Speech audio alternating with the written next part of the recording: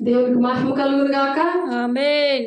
దేవుడు ఇక్కడ కుంకులం ప్రజలు చూడడానికి వచ్చారు, అందుకని దేవునికి మహిమ కలుగును గాక. ఈరోజు దేవుడు ఆమేన్. ఆమేన్. ఏం మాట్లాడదాం అనుకుంటున్నారో తెలుసా?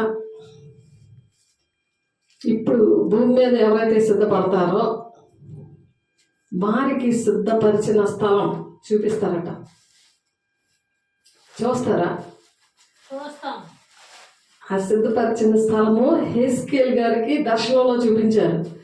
ఆ దర్శనంలో చూపించి దాని కొలతలు ఎంత ఉంటాయి, దాని వెడల్పాలు ఉంటాయి, ఎన్ని గుమ్మాలు ఉంటాయి, అన్నీ కూడా దేవుడు చూపించారు. అది వాక్య స్వరూపైన దేవుడు మన మధ్యకి వచ్చినప్పుడు మన నేత్రాలు తెరవబడతాయి. ఆ తెరవబడినప్పుడు ఆ జ్ఞానేంద్రియాలతో చూడాలి మీరు.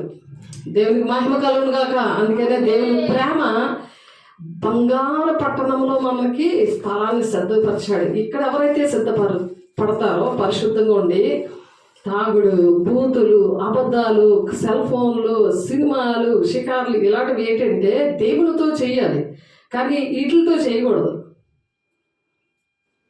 దేవునితో చేసింది చాలా అది పరిశుద్ధంగా ఉంటుంది, దేవునికి ఇష్టంగా ఉంటుంది, అనేక మంది బిడ్డలకి ఆశీర్వాదకరంగా ఉంటుంది. కాబట్టి అనేక మంది కుటుంబాలు, గ్రామాలు, మన దేశం రక్షించబడాలి అని అంటే మనం ఆ విధంగా ఉండాలని సిద్ధపడదాం. సిద్ధపడిన వాళ్ళకంటే భూలోకంలో సిద్ధపడితే ఆ పరలోకం రాజ్యం అనే సిద్ధపడే స్థలము ఇదిగో చూడండి ఎంత స్థలం ఉన్నదో వాళ్ళ కోసం. ఈ బంగారు వీధులు, ఆ మెట్లు ఎంత పొడుగున్నాయి, ఇవన్నీ కూడా ఒకసారి మనం చెప్పుకున్నాం. కానీ అక్కడ ఇంకా కొన్ని విషయాలు మనం చెప్పుకుందాము. దాని ముందుగా ఏ ప్రేమ కూడా దేవుని ప్రేమ దగ్గర పనికి రాదు. కాబట్టి అలాంటి ప్రేమ విషయంలో పౌలు గారు 1 కొరింథీయులకు రాసిన పత్రిక 13వ అధ్యాయంలో ఆయన మాట్లాడారు. ఆ ప్రేమ విషయంలో దేవుడు పాట ద్వారా ఇప్పుడు మనతో మనల్ని ఆవరింప చేసినప్పుడు అటువంటి ప్రేమ ఉన్న దేవుడు కనెక్ట్ అవుతాడు. వాళ్ళకి కనెక్ట్ అయినప్పుడు అటువంటి దేవుని రాజ్యానికి సిద్ధపరుస్తారు. భూమి మీద ఎవరైతే ఆ విధంగా సిద్ధపడతారో వారికి సిద్ధపరిచిన స్థలం. నచ్చిందా? కాబట్టి దేవుడు అటువంటి ఆ సిద్ధపరిచిన స్థలానికి మనం వెళ్ళాలని దేవుడు ఎంతగానో ఆశపడి దేవుడు మనతో మాట్లాడడానికి దేవదూతల సమూహం వచ్చున్నారు.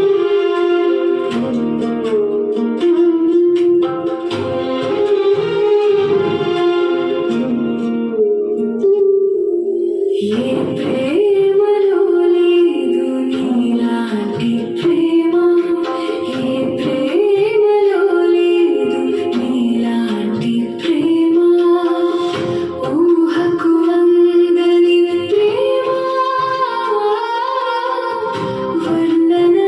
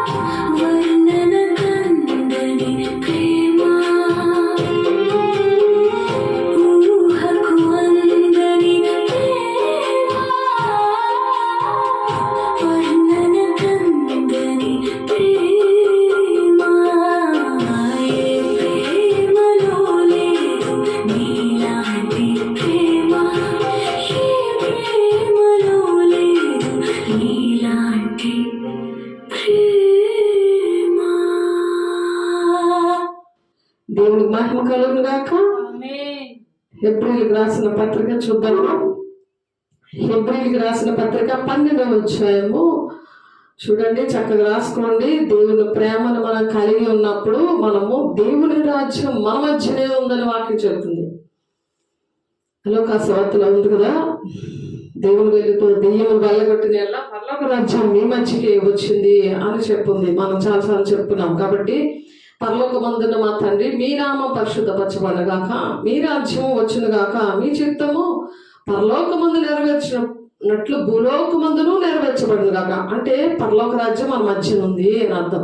రోజు కూడా పరలోక ప్రార్థన మనం చెప్తాం. అలా చెప్పినప్పుడు ఆత్మతోనూ సత్యంతో ఆరాధించినప్పుడు, దేవుని ప్రేమ కలిగి ఉన్నప్పుడు అక్కడ దేవుని రాజ్యము అక్కడికి వస్తుంది అని చెప్తున్నారు.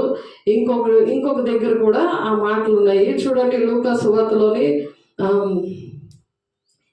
వార్తలోని మనం, ఎందుకంటే దేవుని రాజ్యం అంటే ఎప్పుడైతే మన భూలోకంలో మనము సిద్ధపడతామో అప్పుడు సాతానుడు పరిగెడతా ఉంటాడు. సాతానుడు నడిపించడు సాతాను చేత నడిపించబడము. ఇహలోకం విషయంలో ఏడ్చుకొని, ఆరోగ్యాన్ని పాడు చేసుకొని, డబ్బులు పాడు చేసుకొని, ఒంట్లో ఉన్న శక్తిని, టైంని పాడు చేసుకో మనము. అందుకని ఆ విధంగా భూలోకంలో ఎవరైతే సిద్ధపడతారో వారి కోసం దేవుడు సిద్ధపరిచిన స్థలము, ఆ స్థలం మీకు గుర్తుండాలి జీవితాంతం కూడా. ప్రతి బాధలో ఉన్నప్పుడు కూడా నేను అక్కడికి వెళతాను.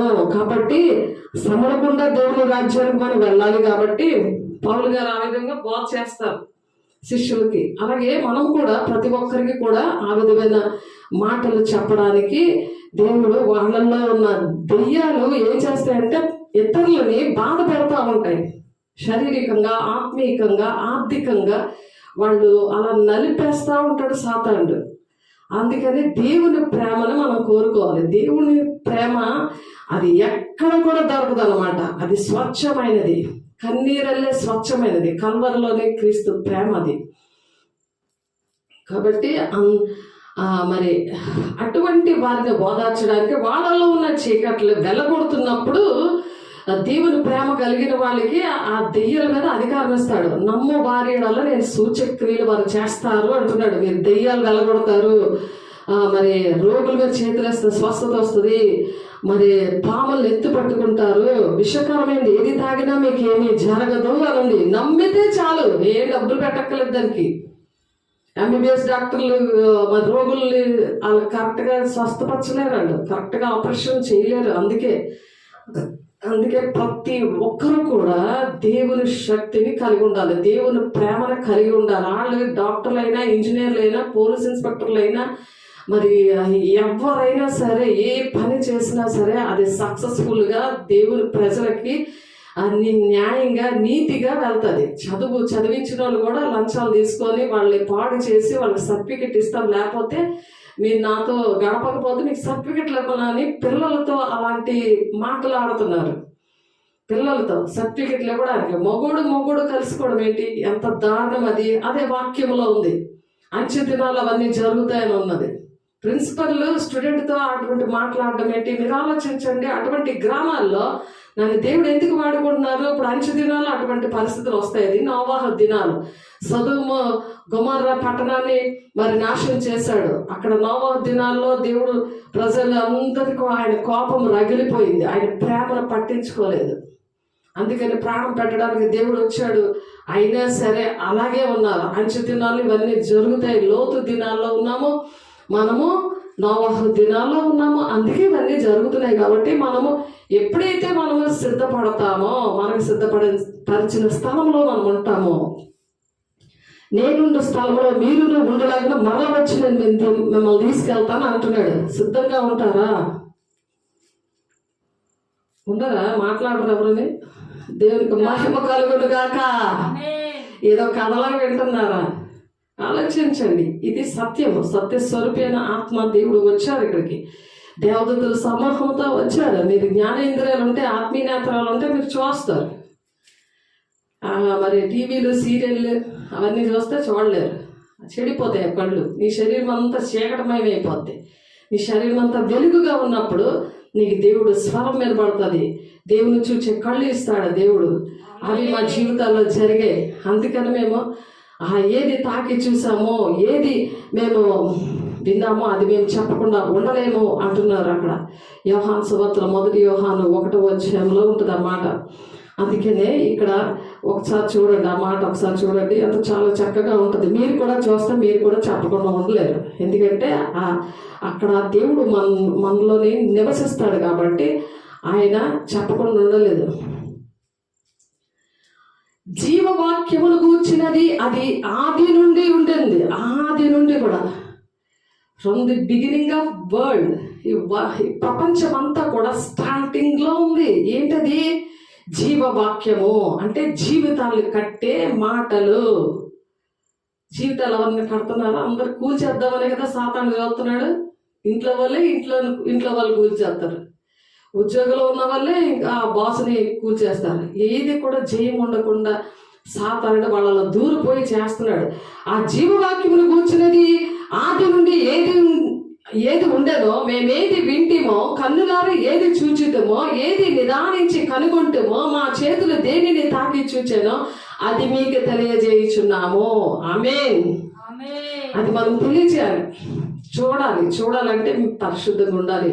ఆ జీవము ప్రత్యక్షమాయను, తండ్రి యొద్ద నుండి మాకు ప్రత్యక్షమైన ఆ నిత్య జీవమును మేము చూచి ఆ జీవమును గురించి సాక్ష్యం ఇచ్చుచు దాన్ని మీకు తెలియపరుస్తున్నాం. అందుకే దేవుడు తీసుకొచ్చారు. ఈ గుంగురం ప్రజలందరూ కూడా చక్కగా ఉండాలని దేవుని సన్నిధి, ఇక్కడ ఇల్లు, ఇవన్నీ కూడా ఎందుకు దేవుడు అరేంజ్ చేశాడు? మీ గ్రామం అంతా తాగుడు నుండి రక్షించబడాలని, వ్యభిచారం నుండి రక్షించబడాలని. నేనే తప్ప వేరొక దేవుడు మీకు ఉండకూడదు. పైన ఆకాశం అందే కానీ కింద భూమి అందే కానీ ఉండు దేని రూపాన్ని విగ్రహంగా చేసుకోకూడదు. దేని రూపము అంటే ఏంటి? నువ్వు భార్యను విగ్రహంగా చేసుకుంటున్నావా? భర్తను విగ్రహంగా చేసుకుంటున్నావా? కొడుకుని విగ్రహంగా చేసుకుంటున్నావా? Cell phone విగ్రహంగా చేసుకుంటున్నావా? నీ ఉద్యోగాన్ని, ఆస్తిని, నీ ధనాన్ని విగ్రహంగా చేసుకుంటున్నావా? నీవెవరిని విగ్రహంగా చేసుకున్నావు? అది మనం క్వశ్చన్ మార్క్ వేసుకోవాలి ఈరోజు తనలో. ఇక్కడ క్వశ్చన్ మార్క్ వేసుకోవాలి. నేను ఎవరిని విగ్రహంగా చేసుకుంటున్నాను? నిద్రన, సుఖాన్న, తిండిన, దేని విగ్రహంగా చేసుకుంటున్నావు? అది దేనిని నువ్వు విగ్రహంగా చేసుకోకూడదు. బొమ్మన, జీవం లేని బొమ్మల్లా దేనిని నువ్వు విగ్రహంగా చేసుకోకూడదు. దానికి సాగిల పడకూడదు, దాన్ని పూజించకూడదు. పూజించడం అంటే ఏంటి? దానికి ఎక్కువ టైం ఇవ్వడం. నువ్వు దేవునికి ఇవ్వాల్సిన టైము, దేవునికి ఇవ్వాల్సిన డబ్బులు, దేవునికి ఇవ్వాల్సిన ప్రేమ, అది గుర్తుపెట్టుకోండి. దేవుడు నమ్ముకున్నాను కదా, నేను దేవుని రాజ్యానికి వెళ్దామంటే గుడ్డు సునయ్య మార్పులు ఏముండవు.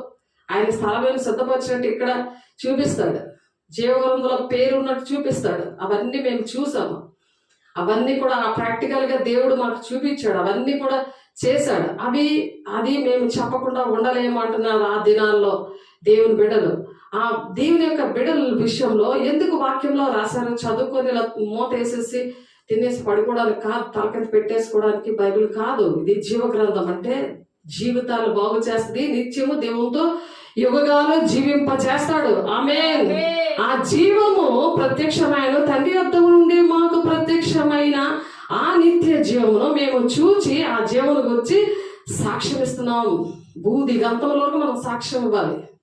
ఏం చేశాడులే, దేవుడు నమ్ముకున్నాము అని ఎంత దేవుడు ఇస్తున్నా సరే ఏమీ లేదన్నట్టుగానే ఉంటున్నారు. ఎవరికి సాక్ష్యం చెప్పట్లేదు. బూది గంతముల వరకు సాక్ష్యం చెప్పమంటున్నాడు అపోస్తలుల కార్యం 1వ అధ్యాయం 8వ వచనంలో. పరిశుద్ధాత్మ దేవుడు మీ మీదకి వచ్చినప్పుడు శక్తివంతులు అవుతారు. బూది గంతముల వరకు యోదయ సమరయ దేశంలో అంతటా సాక్షులుగా ఉంటారని ఉంది. దానికంటే ముందుగా అపోస్తలుల 1:4 దేవుని యొక్క శక్తిని పొందుకొని వెళ్ళండి అని చెప్పారు. అలాగే దేవుడు మత్తయి 10:1 10వ అధ్యాయం 1వ వచనంలో అధికారం ఇచ్చాడు సాతాను మీద. సాతానుడు రోగాలు పెడతాడు, దెయ్యాలు ఇస్తాడు, దరిద్రం ఇస్తాడు. అవన్నిటి మీద ప్రార్థన చేసినప్పుడు విడుదల వస్తుంది. ఆమేన్. అలాగే దేవుడు భూలోకానికి వచ్చి అవన్నీ కూడా చేశాడు. మన కళ్ళ ఎదురుగుండా చేశాడు ఆయన. అవన్నీ చేశాడు. అవన్నీ కూడా 4 సువార్తల్లో కూడా ఉంటాయి. మరి 4 సువార్తలు కూడా చదివితే, యోహాను సువార్త చదివితే దేవుడు ఎలాగ భూలోకానికి వచ్చాడు, దేవుని యొక్క కుమారుని ఎలాగ దేవుడు మహిమనంతా నిలిచిపెట్టి వచ్చాడో, ఎలా త్యాగం చేశాడో, ఎలా ప్రేమించాడో ఆ విషయాలన్నీ కూడా ఉంటాయి అక్కడ. ఆ జీవమును గురించి సాక్ష్యం ఇచ్చుచు దాన్ని మీకు తెలియపరచుచున్నాము. మాతో కూడా మీకును సహవాసము కలుగునట్లు మేము చూచిన దాన్ని విన్న దాన్ని మీకును తెలియజేయుచున్నాము. మన సహవాసం అయితే తండ్రితో కూడాను ఆయన కుమారుడైన యేసుక్రీస్తుతో కూడాను ఉన్నది. మన సహవాసం ఎవరితో ఉండాలి? మనుషులతో ఉంటారా? దేవునితో మనం గడపాలి. అప్పుడు దేవుడు మర్మాలు బోధిస్తారు. నేను ఎప్పుడు దేవునితో గడపడానికి ఇష్టపడతాను, మనుషులతో గడపడానికి నాకు ఇష్టం ఉండదు.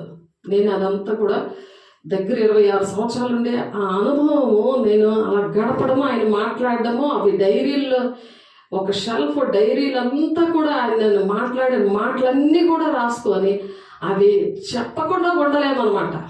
అటువంటి ప్రేమను కలిగిన దేవుడికి మహిమ చెల్లిస్తున్నాం. దేవుడికి మహిమ కలుగునుగాక.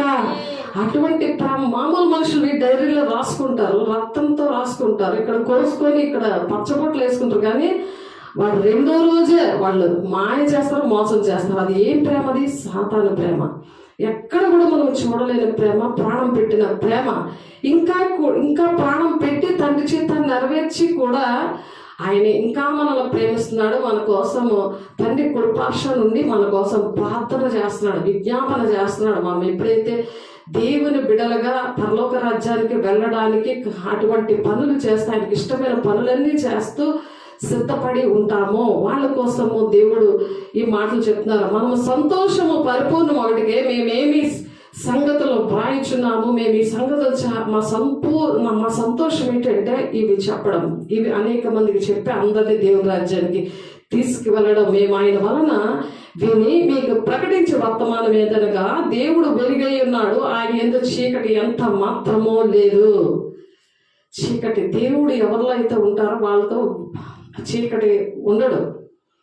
వాళ్ళు ఓర్చుకుంటారు, వాళ్ళు చేస్తున్న పనులన్నింటినీ ఓర్చుకుంటారు. తప్ప ఓర్చుకుంటున్నారని ఏమీ పర్వాలేదులే అని అనుకుంటారు. కానీ దేవుడు వారికి తీర్పు తీరుస్తాడు. అదే నరకం అన్నమాట. వాళ్ళు దేవుడు రాజ్యానికి రాలేరు, ఎందుకంటే ఇక్కడ ఆ విధంగా సిద్ధపడలేరు. కాబట్టి ఆయనతో కూడా సహవాసము చేయగలవారమని చెప్పుకొని చీకటిలో నడిచిన ఎడల మనం అబద్ధమాడుచు సత్యమును జరిగింపకుందుము.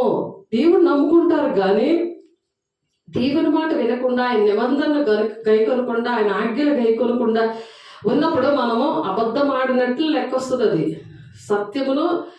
సత్యమును ఎప్పటికీ కూడా జరిగించలేరు. ఎన్ని నోరిప్పితే అబద్ధాలు వస్తాయి. అబద్ధమును ప్రేమించి జరిగించి వాడు అగ్నిగుండలో పడిపోతాడని వాక్యం చెప్తుంది. కాబట్టి అయితే మనము వెలుగులోనున్న ప్రకారము మనమును వెలుగులో నడిచిన ఎడల, మనము వెలుగులో ఉన్న ప్రకారము మనం దేవుడు వెలుగుగా మనం చేశాడు కదా. ఆయన ప్రాణం పెట్టి ఆయన మనల్ని ప్రేమించి ప్రాణప్రియుడిగా ఉండి ఆయన మనల్ని ప్రేమించినప్పుడు మనము ఆ వెలుగులో మనము నడిచామనుకోండి, అప్పుడు అన్యోన్య సహవాసము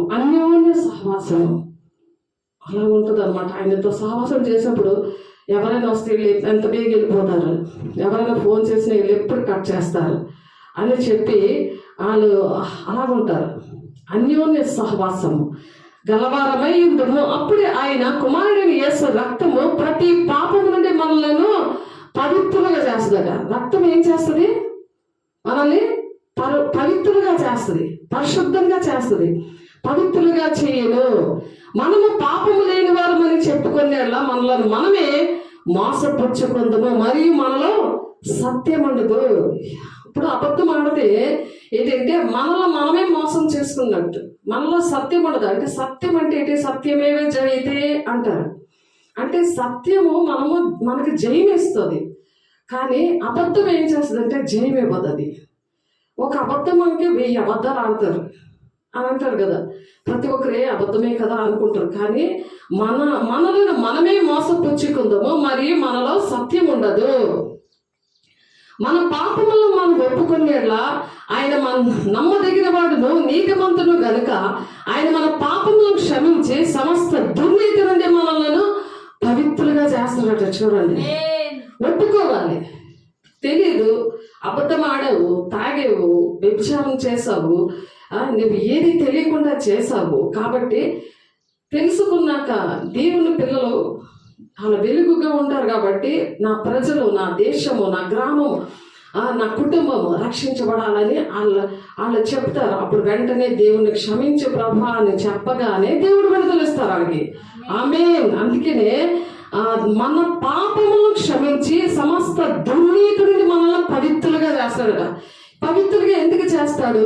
ఈ పరిశుద్ధ పట్టణమైన పరలోక రాజ్యానికి తీసుకువెళ్ళడానికి, ప్రతి ఒక్కరిని మతము కులము భేదము లేకుండా దేవుడు తీసుకెళ్ళడానికి ఆయన ప్రాణం పెట్టి పవిత్రపరిచాడు.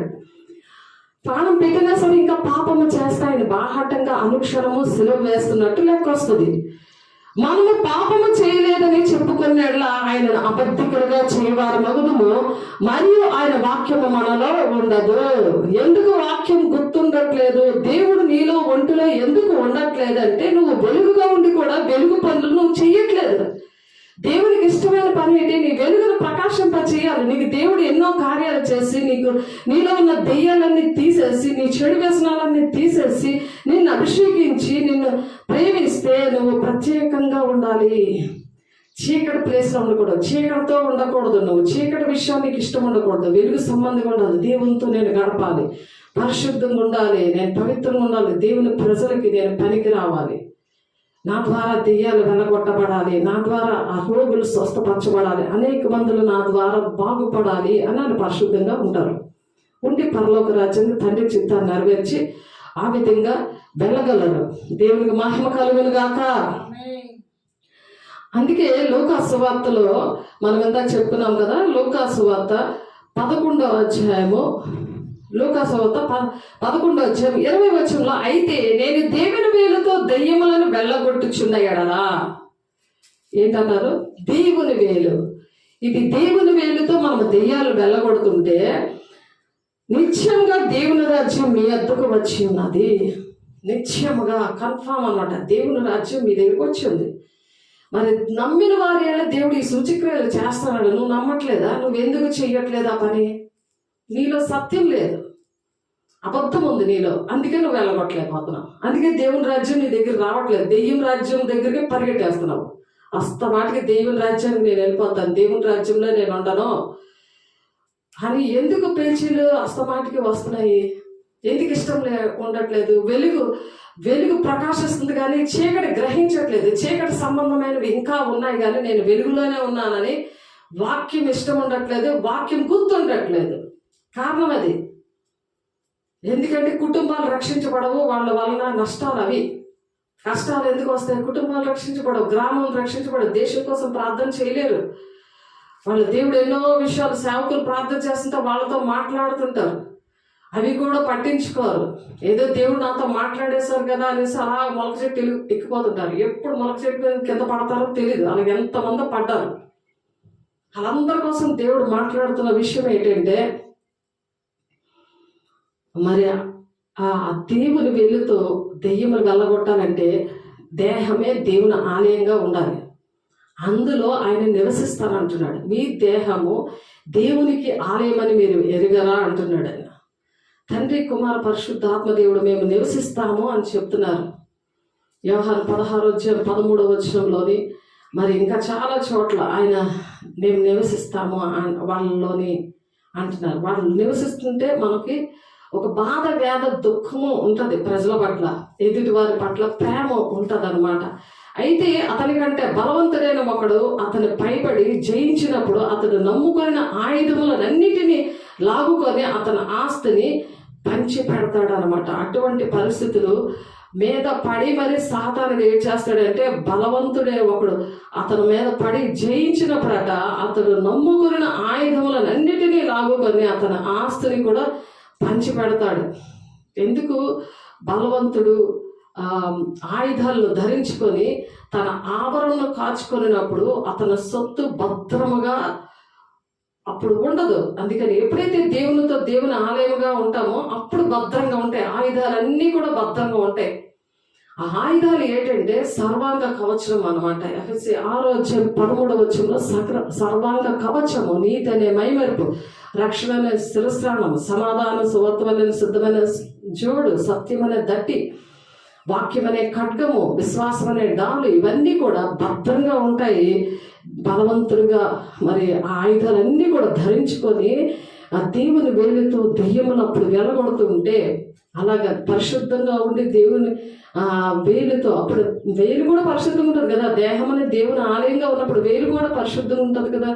ఆ వేలుతో దెయ్యాలు వెలగొట్టినప్పుడు పరలోక రాజ్యము మన మధ్యనే ఉంది అంటున్నాడు. అలాగ పరలోక రాజ్యం మన మధ్యన ఉంటూ వాళ్ళు అలాగా సిద్ధపడి దేవుని రాజ్యాన్ని కడుతూ అలా సిద్ధపడి తండ్రి చిత్తాన్ని అలా నెరవేరుస్తున్నప్పుడు వాళ్ళు ఎక్కడికి వెళ్తారు? దేవుడి సిద్ధపరిచిన స్థలము పరలోక రాజ్యానికి వెళ్తారు. నేనుండే స్థలంలో మీరును ఉండేలాగన నేను మరలా వచ్చి మిమ్మల్ని తీసుకెళ్తాను అంటున్నాడు. సిద్ధంగా ఉన్నారా? పెళ్లి కుమార్తె సంగమా సిద్ధంగా ఉన్నావా అని అడుగుతున్నారు దేవుడు. మరి వేవేల కొలది ఎవరెవరు ఉంటారు అక్కడ, ఎవరెవరు ఉంటారు అని అక్కడ ఎలా ఉంటది అనే విషయాలు చూద్దాము. మొదటి హెబ్రీయులకు రాసిన పత్రిక ఎవరెవరు ఉంటారు, దేవుని సహవాసం కలిగి, అటువంటి సహవాసము భూలోకంలో ఎవరితోట ఉంటారో, ఏ సహవాసం మనం కోరుకోవాలి? శరీరానుసార సహవాసము ఉండకూడదు. ఆత్మానుసారమైన మనుషులతోటి తండ్రి చిత్తాన్ని నెరవేరుస్తున్న వాళ్ళతో సహవాసం చేయాలి. అలాంటి వారితో సహవాసం చేస్తే ఫోన్లోని వాళ్ళతో గంటలైనా మాట్లాడచ్చు, ఇంట్లోకి వచ్చినా పర్వాలేదు, మనం వాళ్ళ ఇంటికి వెళ్ళినా పర్వాలేదు. కానీ ఆత్మ సంబంధం కాక శరీరానుసారమైన మనసు ఏంటంటే అది మరణానికి దారితీస్తుంది. సమాధానం ఉండదు, అక్కడ జీవం ఉండదు, ధర్మశాస్త్రం లోపడలేని పరిస్థితులు అవన్నీ కూడా అక్కడ ఉంటాయి. కాబట్టి ఆత్మ సంబంధమైన మనుషులతోనే మనం కలిసి ఉండాలి, ఆత్మ సంబంధమైన కుటుంబంగా కట్టబడాలి. అలా ఉండిన వాళ్ళని దేవుని సహవాసం కలిగి ఎలా ఉంటారో హెబ్రీయులకు రాసిన పత్రిక 12వ అధ్యాయము 22-24 వచనం, 12వ వచనము 22-24 వచనాల్లో ఉన్నది చూడండి. ఇప్పుడైతే సియోనును కొండకును జీవం గల దేవుని పట్టణమునకు అనగా పరలోకపు యెరూషలేమునకు వేవేల కొలది దేవదూతల యొద్దకును, వేవేల కొలది దేవదూతలు ఉంటారు. ఆ సియోను అనే కొండ దగ్గర జీవము గల దేవుని పట్టణం అదే ఈ పరలోక రాజ్యం అనమాట. పరలోకమందు వ్రాయబడి ఉన్న జ్యేష్ఠుల సంఘమునకు వారి మహోత్సవమునకు అందరి న్యాయాధిపతి అయిన దేవుని యొద్దకును సంపూర్ణ సిద్ధి పొందిన నీతిమంతుల ఆత్మల యొద్దకు వెళ్తాం. వాళ్ళందరూ మనతో సహవాసం చేస్తారు. ఎవరైతే ఇక్కడ సిద్ధపడ్డారో వాళ్ళందరూ కలిసి ఐక్యంగా సహవాసంతో ఉంటారు. కొత్త నిబంధనకు మధ్యవర్తి అయిన యేసునొద్దకును హేబేలు కంటే మరి శ్రేష్టంగా పలుకు ప్రోక్షణ రక్తమునకును మీరు వచ్చి ఉన్నారు. అక్కడ సిద్ధపడాల్సిన స్థలం అంటే అక్కడ వీళ్ళందరూ కూడా ఉంటారు. అక్కడ ఉండి మరి అక్కడ ఆ విధంగా ఉండి భూమి మీద ఆ విధంగా అలా సిద్ధపడినట్టు ఉండాలంటే వాళ్ళు దూరంగా ఉంటారు కదా, అప్పుడు మనతో ఉండరు కదా, వీళ్ళందరూ కూడా వాళ్ళ దూరంగా ఉంటారు. కానీ ఆ సిద్ధపరిచిన స్థలానికి వాళ్ళు అప్పుడు వచ్చినప్పుడు అప్పుడు ఎలా చూస్తామంటే ముఖాముఖిగా వాళ్ళు చూస్తాం. ఇప్పుడు అద్దంలో చూసినట్టు చూస్తున్నాం. అద్దంలో ఉన్నది, ఫోటోలో ఉన్నది, వీడియోలో ఉన్నది మనం చూస్తే ఎలా ఉంటుంది? ముఖాముఖిగా వచ్చి వాళ్ళతో ఉండి గడిపింది, వాళ్ళతో సహవాసం చేసింది ఎలా ఉంటుంది? ఇహలోకంలో అటువంటి సహవాసం ఉన్నప్పుడు మనం అటువంటి దేవునితో మనం గడిపినప్పుడు, దేవుని బిడ్డలతో అటువంటి కుటుంబంతో అటువంటి సంఘముతో మనం గడిపినప్పుడు అక్కడ ముఖాముఖిగా చూస్తాము అని మొదటి కూడా ఉంది. 13వ అధ్యాయంలో 12వ వచనంలో ఇప్పుడు అద్దంలో చూసినట్లు సూచనగా చూచుచున్నాము. మరి ఇప్పుడు అద్దంలో చూసినట్లు సూచనగా చూస్తున్నాం. ఎక్కడెక్కడ ఉన్నారో దేవుని మాటలు వింటున్నారు, ఎక్కడెక్కడ పరిచయం చేస్తున్నామో వాళ్ళు దేవుని రాజ్యాన్ని కడతా మరి దేవుని తండ్రి చిత్తాన్ని నెరవేరుస్తూ సంఘానికి ఒక మూల స్తంభాల్లాగా ఉంటున్న బిడ్డల్ని మేము చూడలేము కదా. అలా వీడియోలోనో లేకపోతే ఫోటోలోనో చూస్తూ ఉంటారు. మిమ్మల్ని మేము అలాగే చూస్తూ ఉంటాం. కానీ అక్కడికి ఆ విధంగా ఇక్కడ సిద్ధపడుతున్నప్పుడు ఆ వాక్యాన్ని బట్టి ఆ క్రియలు చేస్తూ మరి దేవుని పోలి మనము క్రీస్తుకు కలిగిన సంపూర్ణత కలవారు మగ వరకు అన్ని విషయాల్లో అలా ఎదుగుతా ఉన్న పిల్లలు అందరూ కూడా ఆ సియోను కొండ మీద ఆ యెరూషలేము పట్టణం మీద అక్కడ వాళ్ళు ఉన్నప్పుడు ముఖాముఖిగా చూస్తారనమాట. ఇప్పుడు అద్దంలో చూచినట్లు సూచనగా చూచుచున్నాము, అప్పుడైతే ముఖాముఖిగా చూతుము అని చెప్తున్నారు పౌలు గారు కొరింథీ సంఘానికి 13వ అధ్యాయము 12వ వచనంలో. అలాగే నిత్యంగా నా ప్రభు అయిన యేసుక్రీస్తును గురించిన అతి శ్రేష్టమైన జ్ఞానమును నిమిత్తమే సమస్తమును నేను నష్టంగా ఎంచుకున్నాను. సమస్తాన్ని కూడా నష్టంగా ఎంచుకున్నాడు ఆయన. ఫిలిప్పీలు 3వ అధ్యాయం 8వ వచనంలో నిత్యంగా నా ప్రభు అయిన యేసుక్రీస్తును గూర్చిన అతి శ్రేష్టమైన జ్ఞానము నిమిత్తమే. అతి శ్రేష్టమైన జ్ఞానము మనకి కావాలి. అందుకనే దేవుణ్ణి మనం అడగాలి. జ్ఞానము కొదువుగా ఉంటే నన్ను సందేహించకుండా అడిగితే విస్తారంగా నేను ఇస్తాను వాళ్ళకి జ్ఞానం అంటున్నాడు. యాకోబు పత్రికలో ఉంటుంది. విస్తారమైన జ్ఞానము సందేహించకుండా అడిగితే దేవుడు అటువంటి జ్ఞానాన్ని ఇస్తాడనమాట. ఇప్పుడు ఏంటి, ప్రజలు ఈ భూ సంబంధమైన జ్ఞానమే ఎత్తుక్కుంటున్నారు. రాత్రి పగలు నెట్లోనే ఉంటున్నారు. ఏదైనా డౌట్ వస్తే ఒకటి ఇప్పుడు వచ్చింది కాబట్టి దాన్ని అడుగుతూ ఉన్నారు. అలాగా సర్వైవ్ అయిపోతున్నారు. కానీ అవన్నీ వేస్టే. కానీ జ్ఞానవంతులు తన ఇంటిని చక్కబెట్టుకుంటారు. 3 రాళ్ళు ఏం చేస్తుంది, తన ఇంటిని తన చేతులతో ఊడబెట్టుకుంటారట. మూర్ఖత్వం అనమాట. నేను అనుకున్నది జరగాలి. సామెతలు 14:1 దేవుడి చిత్తము జరగాలని ఉంటారు, సేవకుల మాట వినరు. అలాగే ఎంతమంది కుటుంబాలు మనం చెప్పడమే కానీ మనం ఏం చేయలేము కదా. దేవుడు కూడా ఏం చేయలేరు. దేవుడు మాట ఏమంటున్నాడు కదా, నాకు లోబడండి అని చెప్తున్నారు కదా. దేవుడు నా నిబంధన ఇదిగో మీరు గైకోనండి అని చెప్తున్నారు కదా. యెహోవా భయభక్తులు గల వారికి నేను ఇవన్నీ మర్మాలు చెప్తాను అంటున్నాడు కదా. అది ఆ మర్మం ఏంటంటే దేవుని రాజ్యం, బంగారు పట్టణం, బంగారు వీధుల్లోకి మనం తీసుకెళ్ళడానికి, యుగగాలు దేవునితో ఉండడానికి దేవుడు తీసుకెళ్తున్నారు. దేవుని బిడ్డ అక్కడ అందరం కూడా మనం ఉండాలంటే దేవుని దగ్గర లోబడదాం, నడుద్దాం. అందువల్ల వారు దేవుని సింహాసనం ఎదుట ఉండి రాత్రి బవళ్ళు ఆయన ఆలయంలో ఆయనను సేవించుచున్నారు అంటున్నాడు. ఆయన ఆలయంలో ఏం చేస్తున్నారు, రాత్రి బవళ్ళు సేవిస్తున్నారు. ప్రకటన 7వ అధ్యాయం 15వ వచనంలో అది నెరవేర్పు అనేది జరగాలని మనం ఆశపడాలి. ఇక్కడ ఈ భూలోకంలో మనం ఎప్పుడైతే దేవుని దేహం అనే దేవుని ఆలయంతో మనం అలా రాత్రి బవళ్ళు మనము దేవుని సింహాసనంపై ఉన్నవాడు తానే తన గుడారము వారి మీద కప్పుతాడట. ఆయన గుడారం మన మీద కప్పుతాడు. ఆయన చూద్దాము. ప్రకటన 7వ అధ్యాయము 15వ వచనము. ఆయన ప్రేమ ఎంతదో చూడండి. విడిచిపెట్టే దేవుడు కాదు. ఆయన ప్రేమ ఎంత నిజమైన ప్రేమో, స్వచ్ఛమైన ప్రేమో. మాట ఇచ్చి మాట తప్పుడు ఎంతమందో మోసగాళ్ళు. నిజంగా మాట ఇస్తారు కానీ మాట మీద నిలబడరు.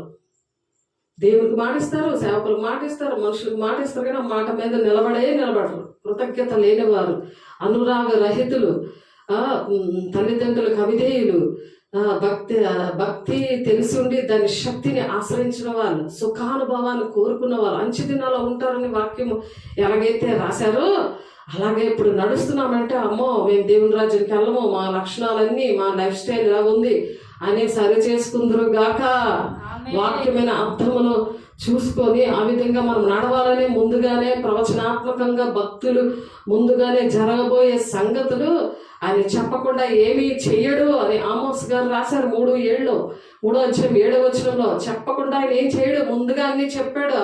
అవన్నీ సూచనలన్నీ జరుగుతున్నాయంటే ఆయన వచ్చాడు అని ఆలోచించాలి. దేవుని బిడ్డలారా, దేవునికి మహిమ కలుగును గాక.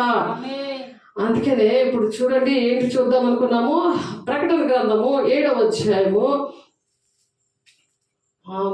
15వ వచనము చూద్దాము ఒకసారి.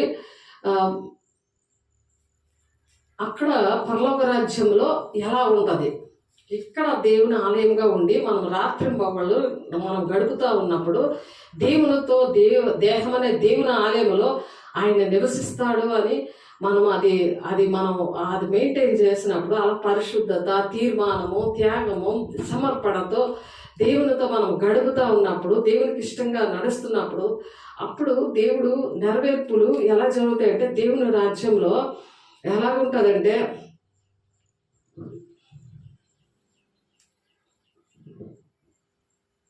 16వ వచనం చూడండి. వారికి ఇక మీదట ఆకలైనను, అక్కడ ఆకలి ఉండదు.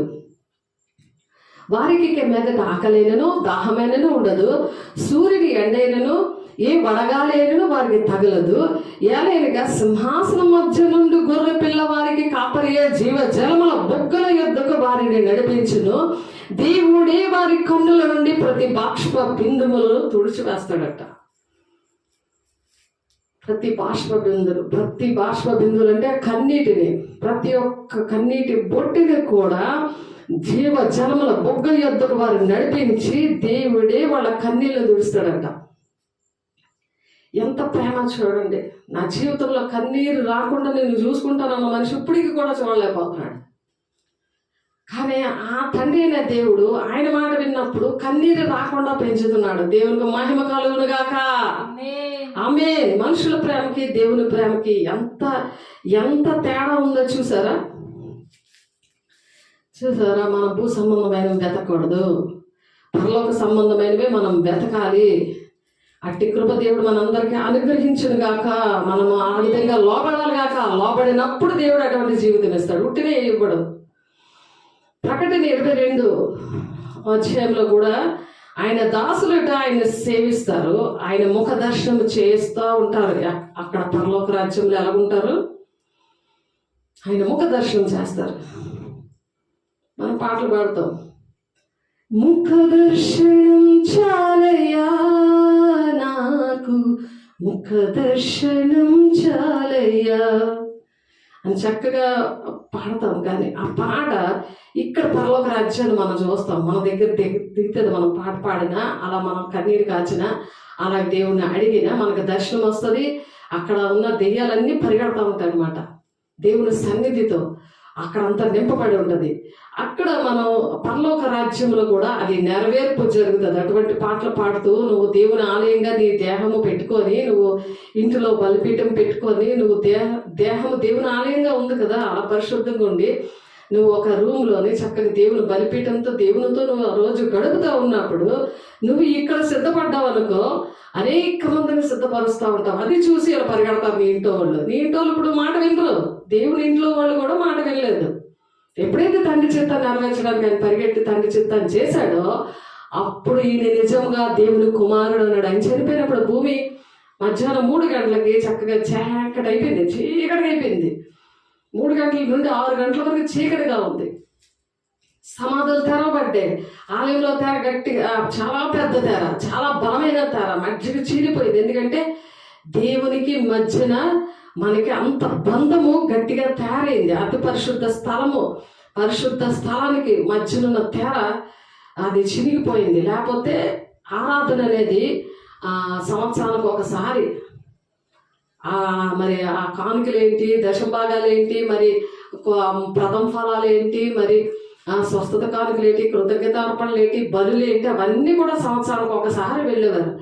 అక్కడికి అతి పరిశుద్ధ స్థలంలో ఎవ్వరు కూడా అడుగు పెట్టేది లేదు. అలాంటిది దేవుని ప్రతి ఆదివారం కూడా పునరుత్థాన దినము ఆదివారం ఆ పునరుత్థాన శక్తిని పొందుకోవడానికి దేవుడు మనకి ఇంత గొప్ప తరుణాన్ని ఇచ్చాడు. దేవునికి మహిమ కలుగును గాక. ప్రతి రోజు కూడా దేవునితో గడపడానికి దేహాన్ని దేవుని ఆలయంగా చేసేసాడు. దేవునికి మహిమ కలుగును గాక. ఎంత దగ్గరైపోయాడో చూసారా మీరు? దేవుడు పరిశుద్ధుడు అంతగా మన కోసం. అప్పుడు వాళ్ళ కుటుంబము, మరియమ్మ గారు, ఆయనతో పుట్టిన యోహాన్ గారికి యేసయ్య తర్వాత పుట్టిన పిల్లలు, వాళ్ళందరూ కూడా అన్నదమ్ములు, అక్క చెల్లి, వాళ్ళందరూ శిష్యులేంటి, వాళ్ళందరూ కూడా సిలువ వేసిన వాళ్ళు ఏంటి, వాళ్ళందరూ ఒక మాట అన్నారు, తండ్రి చిత్తాన్ని నెరవేర్చికి నేను నిజముగా దేవుని కుమారుడు అని చెప్పారు. అలాగే మన కోసం కూడా అలాగే చెప్తారు. మన పట్ల తండ్రి చిత్తం ఏముందో అది మనం చేసినప్పుడు మన కుటుంబాలు ఆ విధంగా రక్షించుకోవాలి. సాతాను ఏం చెప్తాడంటే నీ ఇంటిని రక్షించుకోలేకపోతున్నావు, నువ్వేమి చెప్తావు అని అంటారు.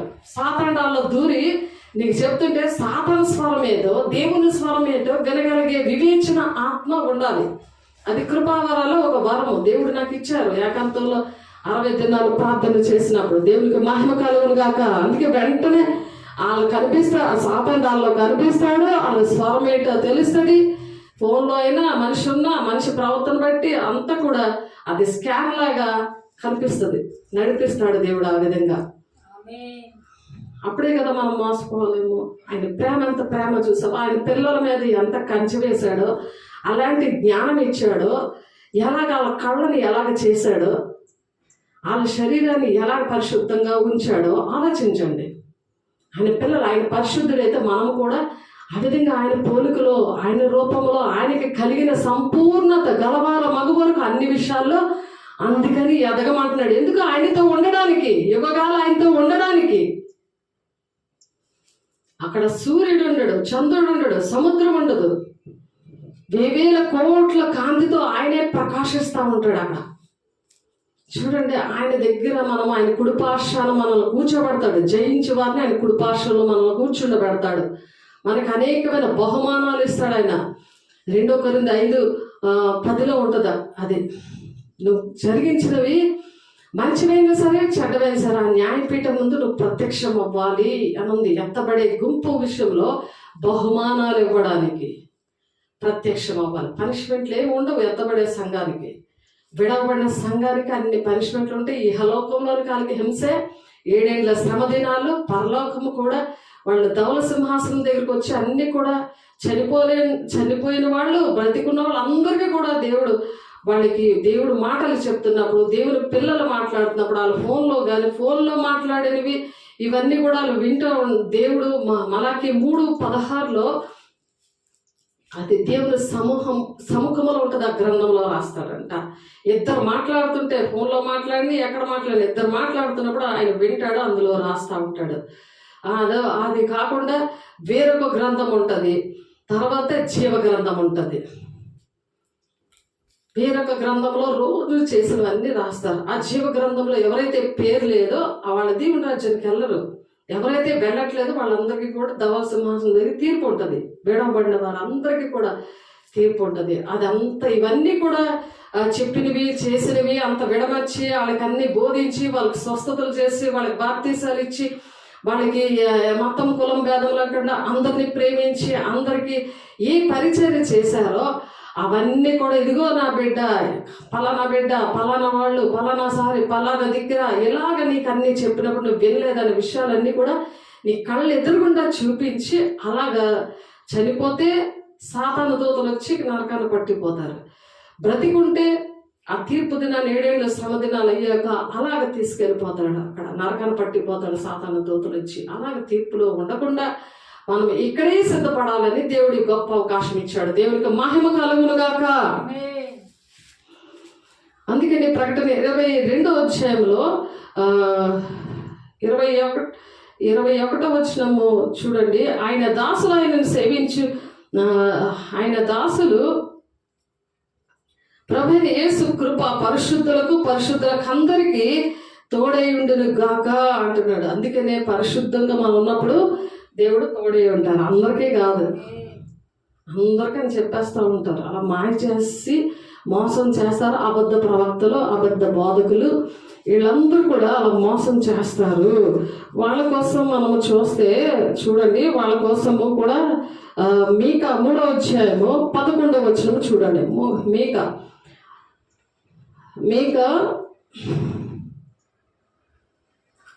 జనాలు ఎక్కడ ఉంటే అక్కడ పరిగెడుతుంటారు. ఎవరైతే డబ్బులు ఇస్తారో, భోజనాలు పెడతారో, ఎవరైతే నువ్వు ఏ పని చేసినా సరే నీకు విడమర్చి చెప్పకుండా, నీకు దీవెనలు వస్తాయి, ఆశీర్వాదాలు వస్తాయి, ఏం పర్లేదు, నేను ప్రార్థన చేస్తానులే, ఏం పర్వాలేదు, వాళ్ళ కానుకలకి వాళ్ళ భోజనాలకి ఆశపడిపోయి చెప్తారు కదా. మరి దేవుని పిల్లలుగా వాళ్ళు బాప్తీసాలు ఎవరు? ఏమి వాళ్ళు కని పెంచరు. వాళ్ళు ఆత్మలు కనాలి కదా, ఆత్మల్ని రక్షించాలి కదా. సువార్త వల్ల నేను నిన్ను కన్నానని పౌలు చెప్తాడు. నా సువార్త వల్ల నేను నిన్ను కన్నానని ఎంత చక్కగా చెప్పాడు. అలాంటి వాళ్ళని లాగేయడానికి చూస్తూ ఉంటారు ఇలాంటి మాటలు చెప్పి. మరి తర్వాత ఇంకొక చర్చికి వెళ్తారు. వాళ్ళు కూడా ఈ చర్చిలో కొంతకాలం 5 సంవత్సరాలు పనిచేస్తారు, ఇంకొక చర్చిలో ఇంకొక 5 సంవత్సరాలు పనిచేస్తారు. అలా కాదు, అది దేవుడు చెప్పలేదు. దేవుడు ఏంటంటే శిష్యుల్ని సర్వలోకానికి వెళ్ళి సర్వసృష్టికి మీరు సువార్త ప్రకటించండి. అలా కానీ వాళ్ళకి బాప్తీసాలు ఇచ్చి నేను ఏ సంగతులు చెప్పానో అవి మాత్రం మీరు బోధించండి, అప్పుడు నేను మీతో సదాకాలం ఉంటానన్నాడు. ఆ సదాకాలమే ఈ పరలోక రాజ్యం. అలా కాదు, అక్రమంగా నడుస్తున్నందుకు అక్రమం చేయగలకపోండి, మీరు ఎవరో నాకు తెలియదు అంటారు. ఇప్పుడు మనుషులే వాడుకోండి, దేవుని నామాన్ని కూడా వాడుకుంటున్నారని. నీ నామంలో దెయ్యములు వెళ్ళగొట్టలేదా, అద్భుత కార్యాలు చేయలేదా, నేను ప్రవచించలేదంటే అక్రమించే వాళ్ళని పోండి, మీరు ఎవరో నాకు తెలియదు అంటున్నాడు దేవుడు. నా తండ్రి చిత్తం ఎవరైతే నెరవేర్చారో వాళ్ళే దేవుని రాజ్యంలో ప్రవేశించండి అంటున్నాడు ఆయన. మరి ఆ క్రమము మనం నేర్చుకోవాలి కదా. ఇక్కడ కుటుంబంలోనే అక్రమమే, ఉద్యోగంలో కూడా అక్రమే, గ్రామంలో కూడా అక్రమమే. అలా నడిచినప్పుడు మరి భక్తి కరెక్ట్గా లేకపోతే అన్నీ అక్రమంగానే నడుస్తూ ఉంటారు. అప్పుడు ఆ లిస్టులన్నీ దేవుడు రాస్తూ ఉంటాడు. ప్రతి దినము కూడా అవన్నీ కూడా రాస్తానంటున్నాడు ఆయన. అది వేరొక గ్రంథము. అందుకని ఇప్పుడు మీకా 3వ అధ్యాయము 11వ వచనంలో చూస్తే,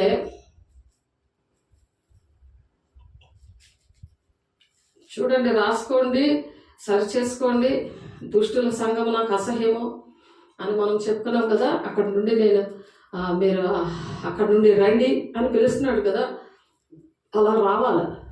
దుష్టుల సంఘంతో సాహంకత్యము చేస్తే మరి మీ బలిపీఠం దగ్గర ప్రదర్శన చెయ్యాలి. చేతులు కడుక్కోమని ఉంది కీర్తనలు 26:4 నుంచి. కీర్తనలు 26 వచ్చి చదివితే అక్కడ ఉంటుంది. చూడండి 4 ఇప్పుడు మీకా 3వ అధ్యాయం 11వ వచనంలో, జనులు ప్రధానులు లంచం పుచ్చుకొని తీర్పు తీర్చుచుందురు. లంచాలు పుచ్చుకొని తీర్పు తీరుస్తారు. వారి యాజకులు కూలికి పోదురు. వారి యాజకులు దేనికి పోతారు? కూలికి వెళ్తారు. కూలి అంటే ఏంటి? జీతానికి పని చేస్తారు. ఎంత జీతం అని అంటారు. నువ్వు ఏది చెప్పమంటే అదే చెప్పాలి వాళ్ళు. ఆ పెద్దలు వాళ్ళందరూ కూడా ఆ కాపరికి ఏది చెప్పాలో అలా చెప్తేనే అతని కూలి అంటే జీతం. లేకపోతే జీతం ఇవ్వరు. 5 సంవత్సరాలు ఉంచుతా ఉన్నారు, 1 సంవత్సరాన్ని అలగొడతారు. అందుకే దేవుడు సువార్తను ప్రకటించి కనమన్నాడు. దేవుడు నీకు ఇచ్చిన సాక్ష్యము, ఏ సాక్ష్యం ఇచ్చాడో దాని మీద నీకు వరాలు ఇస్తాడు. ఏ ఏరియాలో నువ్వు చెడిపోయి పడిపోయావో ఆ ఏరియాలో నేను వాడుకుంటాడు. నువ్వు ఈజీగా చేయొచ్చు. ఎందుకంటే నీకే జరిగింది కదా. అవన్నీ నువ్వు చెప్పకుండా ఉండలేవు కదా. గుర్తు పెట్టుకోకలేదు, అవి చదువుకోక్కర్లేదు. ఆ అనుభవాలే నిన్ను చేస్తాయి. అలాగా దేవుని యొక్క శిష్యులు ఆ విధంగా చేశారు. భూమిని తలకిందులు చేశారు. ఆయన ఏసైతో ఉండి అలాగే ఏసే రూపము, ఏసే గుణాలు వచ్చాయి. అలాగే మీరు సేవకులతో ఉంటే సేవకుల యొక్క రూపము వాళ్ళ గుణాలు వస్తాయని దేవుడు ఇందాక మాట్లాడారు. బోధకుల వలే ఉండాలి. యాజకులు ద్వారా వాళ్ళు ఉండాలి. ఎవరైతే బోధ చేస్తున్నారో అలా బోధిస్తారనమాట. వాళ్ళు అలాగే ఫాలో అవుతారు. వాళ్ళ పాటలు ఏంటి, వాళ్ళ వాక్యం ఏంటి, అవన్నీ కూడా ఆ అనుభవాలు ఏంటి నేర్చుకుంటారు వాళ్ళతో ఉండి. అందుకే యేసయ్య కూడా శిష్యులతోని అలా ఉన్నాడు. ఉండి ఫస్ట్ ఆయన రూపం వచ్చింది శిష్యులకి, తర్వాత ఆయన గుణాలు వచ్చేసాయి. అలా మేడగది అనుభవంలో అగ్నిజ్వాల వంటి ఆత్మను పొందుకొని వాళ్ళు భూమిని తలకిందులు చేశారు. భూలోకం అంతా కూడా వాళ్ళు లెక్కలైతే తప్పుడు లెక్కలు సాతానుడు చేశాడు, కానీ మొత్తం అన్ని కూడా కనుక్కున్నది దేవుని పిల్లలే. చంద్రమండలం వెళ్ళినది, మరి కరెంట్ కొనుక్కున్నది, మెడికల్గా అన్ని విషయాల్లో కూడా చేసింది దేవుడు బిడలే చేశారు. వాళ్ళ పేర్లే ఉంటాయి. ఏ శాస్త్రజ్ఞులైనా ఎవరైనా సరే, ఏది ఎలక్ట్రికల్ ఆ బల్బును కనుక్కున్న ఆయన ఎవరైనా సరే దేవుని పిల్లలే ఉన్నారు అక్కడ. మీరు గమనిస్తే దేశ నాయకులు ఏంటి, వాళ్ళందరి దృష్టిలో కూడా సినిమా యాక్టర్లు ఏంటి, అందరి దగ్గర కూడా దేవుడు ఉన్నాడు. వాళ్ళ జీవితంలో ఉన్నాడు. కానీ వాళ్ళని నడిపించడానికి దేవుని వాక్యం కరువైపోయింది. అంచె దినాల్లో ఆమోస్ పత్రికలో 8వ అధ్యాయం 11, 12 వచనంలో ఉంది. అంచె దినాల్లో మీకు ఆ వాక్యం కరువైపోద్ది, ఎక్కడ ఎదిగినా దొరకదు అని ఉంది. అటువంటి పరిస్థితులు అయింది. ఇప్పుడు అన్ని మనుషుల మీద ఆధారపడుతున్నారు. మనుషులే మరి ఈ అన్ని కూడా వాదాలు, యుద్ధాలు, ర్యాలీలు ఇవన్నీ కూడా మనుషులే మరి ఐక్యత ఉన్నది. కానీ మరి దేవుని బిడ్డలతో ఉండరు వాళ్ళు. అధికారము, గొప్పతనాలు దేవుని కోసం కాదు, అది మనుషుల గొప్పతనాలే కోరుకునే దినాలు సాతానుడు ఆ విధంగా చేయిస్తున్నందుకు దాడి యేసునామంలో కాలిపోవులుగా మహిమగల నామంలో నీ బిడ్డలవన్నీ రక్తాన్ని కొమ్మరించి, అయ్యా మా దేశాన్ని మీరు కాపాడుతున్నారయ్యా, మా ప్రజలను కాపాడుతున్నారయ్యా, మీకు వందనాలయ్యా, మహిమ నీకే. మహిమగల బిడ్డలు మీరు లేవనెత్తుతున్నారు దేవా. తండ్రి చిత్తాన్ని నెరవేర్చే బిడ్డల్ని అయ్యా మీరు లేవనెత్తుతున్నారయ్యా, నీకు స్తోత్రాలు దేవా. ప్రవక్తలు ఏం చేస్తారంట, వీళ్ళు కూలికి బోధిస్తారంట. అయితే అయినను వారు యెహోవాను ఆధారము చేసుకొని, యెహోవా మన మధ్యన ఉన్నాడు కదా, ఏ కీడు మనకు రాదని చెప్తా ఉంటారనమాట. ఏ కీడు మనకు రాదు అని చెప్తారు. మన మధ్యలో ఉన్నాడు కదా దేవుడు, అందుకే మనకి ఏ కీడు రాదు అని ప్రవక్తలు ద్రవ్యము కొరకు సోది చెప్తారు. ప్రవక్తలు ఏం చేస్తారు? డబ్బుల కోసం సోది అంటే సోది అంటే జ్యోతిష్యం చెప్తారు కదా, చరక దోషతో. అలాగా దేవుని పిల్లలు కూడా డబ్బుకి దాసోహం అయిపోయి, నీకేం పర్లేదమ్మా, నీకు కొడుకు పుడతాడు, లేకపోతే నీకు పెళ్ళి అవుతుంది, నీకు మంచి ఆశీర్వాదాలు, మీకు దీవెనలే అన్ని కలుగులు గాక అనుకున్నాను. అలాగా ఆ డబ్బుల కోసం వాళ్ళ ప్రవచనాలు, దెయ్యాల ప్రవచనాలు చెప్తున్నట్టు అలాగా చెప్తారు. అయినా వారు యెహోవాను ఆధారం చేసుకొని దేవుడిని ఆధారం చేసుకుంటున్నాడు. అంటే బిజినెస్ చేస్తున్నారు దేవునితోటి. మీరు ఇలా నడిస్తే మీకు ఇలా దీవెళ్ళు, మీరు నడవకపోతే ఇవి రావు, ఇది మీకు వర్తించదు అని క్లారిటీ ఇవ్వాలి కదా. అది మోసమే కదా. అది నువ్వు డబ్బులు ఇచ్చినా నాకు డబ్బులు ఇవ్వకపోయినా, నువ్వు భోజనం పిలిచినా పిలవకపోయినా, నువ్వు మంచిదానన్నా నువ్వు మంచోడు అన్నాను, నేను దేవుడు ఏం చెప్పమంటే నేను అదే చెప్తాను అని మనం నిలబడాలి. అది దేవుని రాజ్యానికి సిద్ధపడితే, ఆ విధంగా మనం సిద్ధపడితే దేవుడు మన కోసం ఇది సిద్ధపడుతుంది. అయితే ఇది కోల్పోతుంది. నువ్వు ఇక్కడ ఉన్న 2 రూపాయలకి 3 రూపాయలకి నువ్వు 300కి ఆశపడిపోయావు అనుకో, ఏ ₹1,00,000 ఇస్తాడు, ఏ ₹1,00,00,000 ఇస్తాడు, దేనికి నువ్వు ఆశపడిపోయినా సరే, ఇది ఎన్ని కోట్లు పెట్టినా సరే ఆ దేవుని రాజ్యం వెళ్ళలేవు. ఇప్పుడు సంబంధం ఏమీ రావు. మన ఆత్మ దేవుని దగ్గర నుండి వచ్చింది కాబట్టి అది అక్కడికే చేరుతుంది. యుగగాలు దేవునితో ఉండును గాక. యెహోవాను ఆధారము చేసుకొని, యెహోవా మన మధ్యన ఉన్నాడు కదా, ఏ కీడు మనకు రాదని కొందరు. కాబట్టి చేను దున్నబడినట్లు మిమ్మల్ని బట్టి సియోను దున్నబడును, యెరూషలేము రాళ్ల కుప్పలగును, మందిరమున్న పర్వతము అరణ్యములోను ఉన్నత స్థలము వలె అగును. పర్వతములు అరణ్యంలో ఉన్న స్థలంలాగే ఎందుకు ఉంటున్నాయి? చేను దున్నబడినట్లు మిమ్మల్ని బట్టి సియోను దున్నబడను. సియోను దున్నబడును. సియోను అంటే దేవుని యొక్క స్థలము అలాగ నలిగిపోతుంది. దేవుని యొక్క హృదయము, దేవుని యొక్క హృదయం ఉన్న బిడ్డలు హృదయాలు అలాగా దున్నబడుతున్నాయి. అంటే పరిశుద్ధాత్మ దేవుడు ఆ విధంగా దుఃఖపడుతున్నాడు. యెరూషలేము రాళ్ల కుప్పలగును, మందిరమున్న పర్వతము అరణ్యములోని ఉన్నత స్థలము వలె అగును.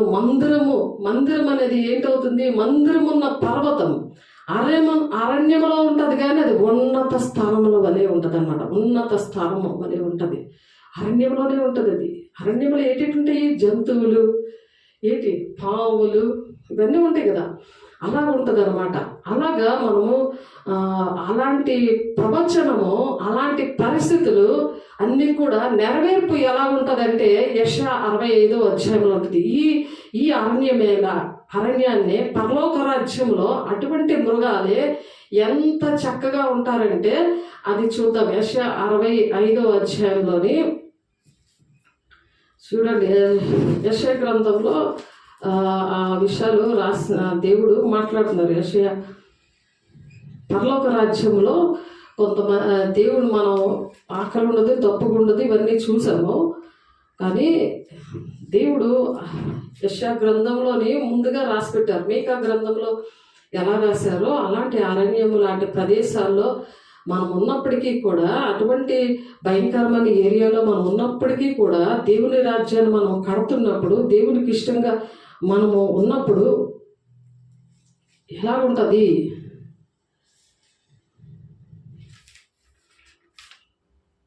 యెషయా 65వ అధ్యాయము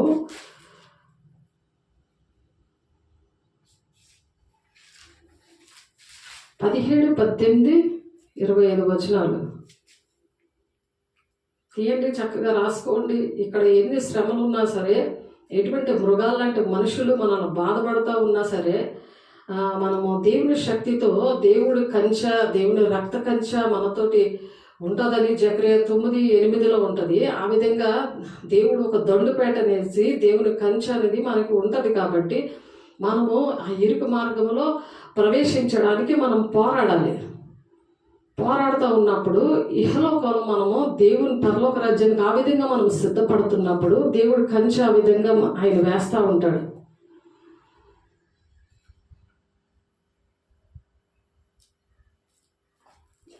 నుండి చదువుతున్నాను.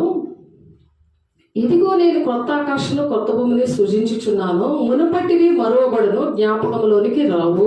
మనం ఇప్పుడు ఏం సంపాదించుకున్నా అవి రావు, అవి జ్ఞాపకంలోనికి కూడా రావు. మనతో ఏమి రావు, జ్ఞాపకాలు కూడా ఏమి ఉండవు.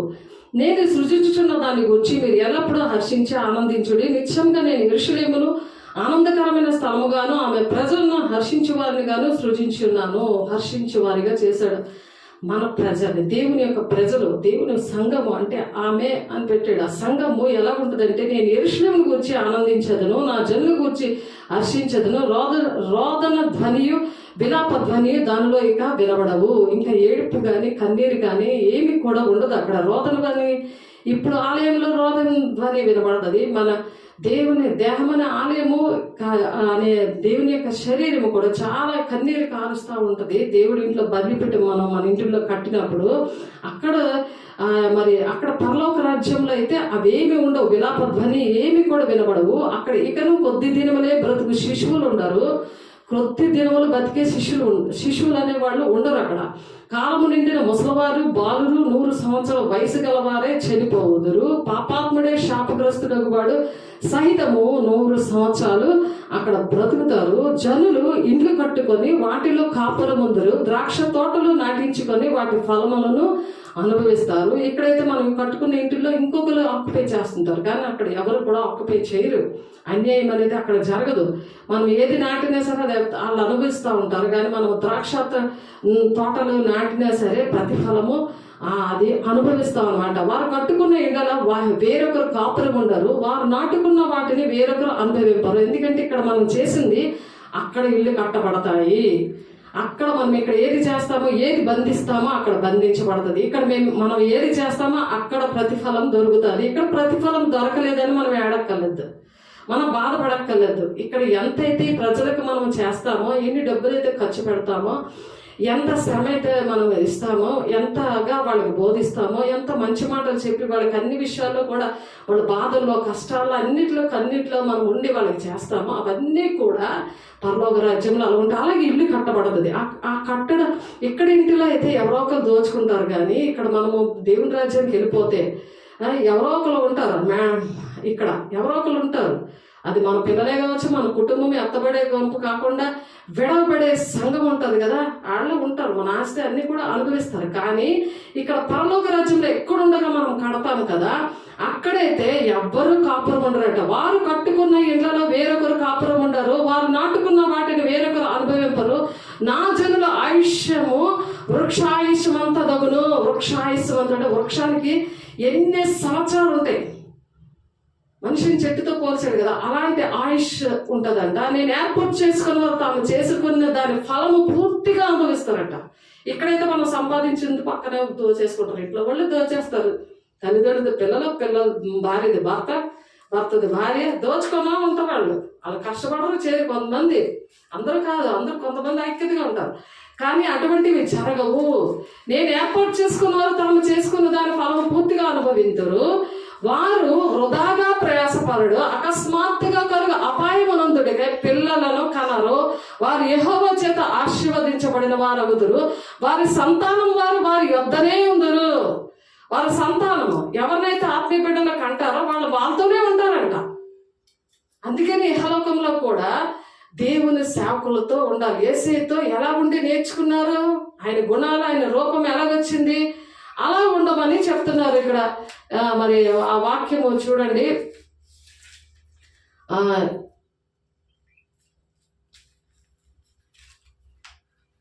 ఆత్మమూలంగా అంట దేవుని నివాస స్థలమై ఉంటాం ఇక్కడ. అలా కట్టబడుతున్నప్పుడు శిష్యులు తన బోధకుడు, శిష్యులు ఎలాగుండాలి,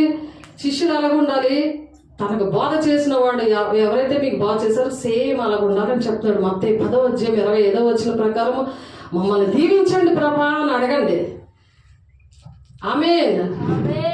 దేవుడి అలాగ అడగాలి. మాకు బోధ చేస్తూ మమ్మల్ని సువార్త ద్వారా కన్నా వాళ్ళు ఎలాగున్నారో మేము కూడా అలాగ అవ్వాలి, అలాగ ఉండాలి ప్రభా అని అడగాలి.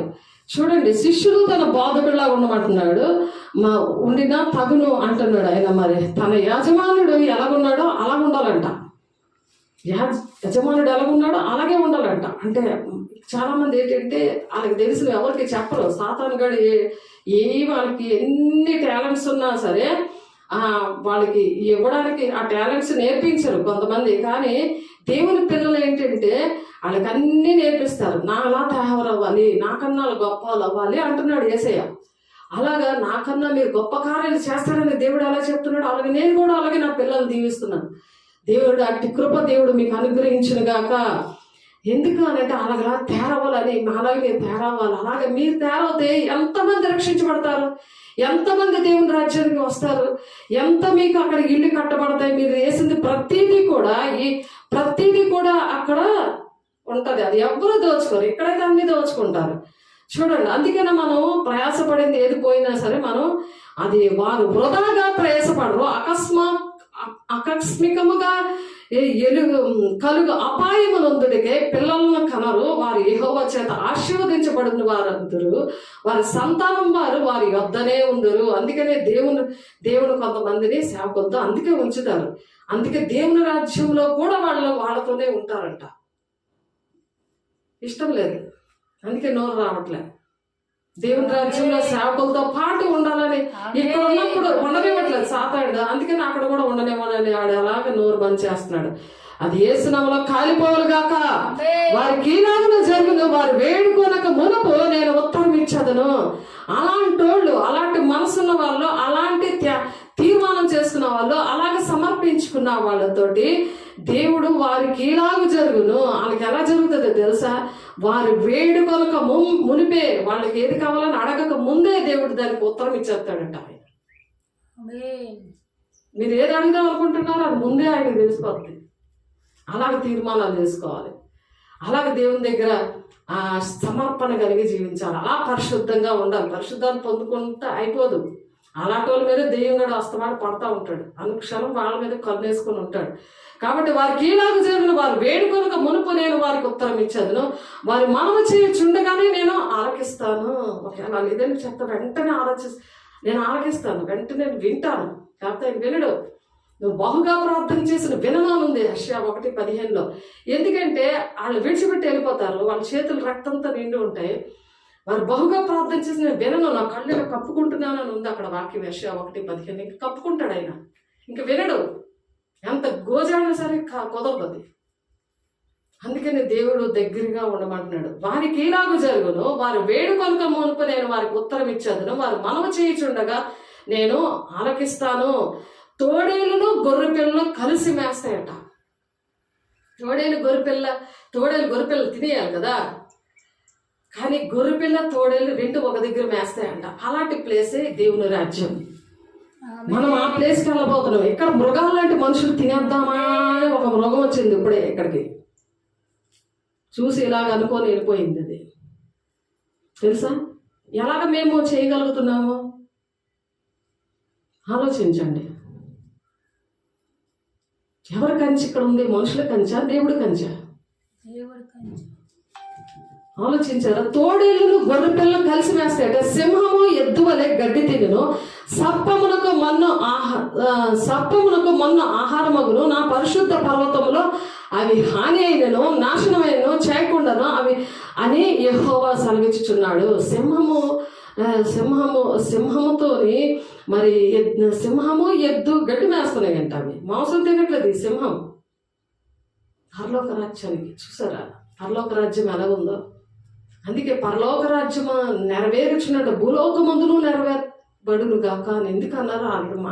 మనము ప్రార్థన చేయమంటే, శిష్యులు ప్రార్థన చేయమంటే ఎలాగ ప్రార్థన చేయాలి ప్రభా అని శిష్యులు అడిగినప్పుడు శిష్యులకు దేవుడు అదే పరలోక ప్రార్థన నేర్పించారు. మాయన అన్ని అలవాట్లోని చెడిపోయి పడిపోయి విగ్రహారాధనలో ఉన్న మనిషిని నా తల్లిదండ్రులు చేసినప్పుడు, నేను టీనేజ్లో నాకు నామకార్థమైన భక్తి, దేవునితో పరిశుద్ధాత్మ దేవుడు ఉన్నాడు అన్న సంగతే తెలియలేని భక్తి, చూస్తే పెద్ద చర్చలు, పెద్ద జనాలు, పండగలు, ఇవన్నీ కూడా ఇంట్లో ఏంటి బయట ఏంటి మా లెవెలే వేరు. కానీ దేని పనికి వస్తాయి అవి? కష్టానికి ఒక్కరు కూడా రారు, ఒక్కరు కూడా దేవుని సంబంధమైన మాటలు నేను నేర్చుకోలేకపోయాను. పెళ్ళి అయిన తర్వాతే దేవుడు నాకు 26 సంవత్సరాలు అవుతుంది. దేవుడు రక్షణలో నడిపించి దేవునితో నడవడం నేర్పించాడు.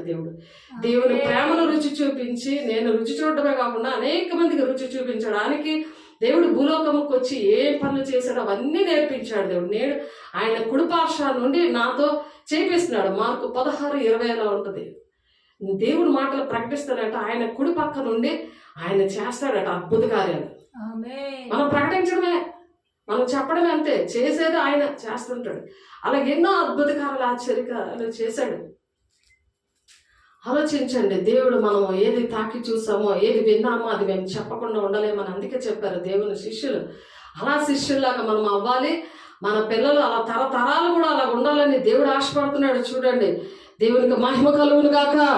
ఆమేన్. ఆయన వారి కన్నుల ప్రతి బాష్ప బిందువులు అందుకే తుడుస్తాడు. ఎందుకు కన్నీరు కారుస్తారు? ఆత్మానుసారమైన దుఃఖము రక్షణాత్మైన మార్మల్స్ కలుగు చేస్తారు.